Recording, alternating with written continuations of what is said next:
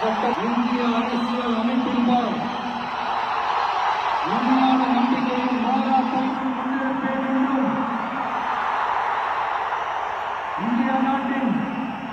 ஒப்பில்லாத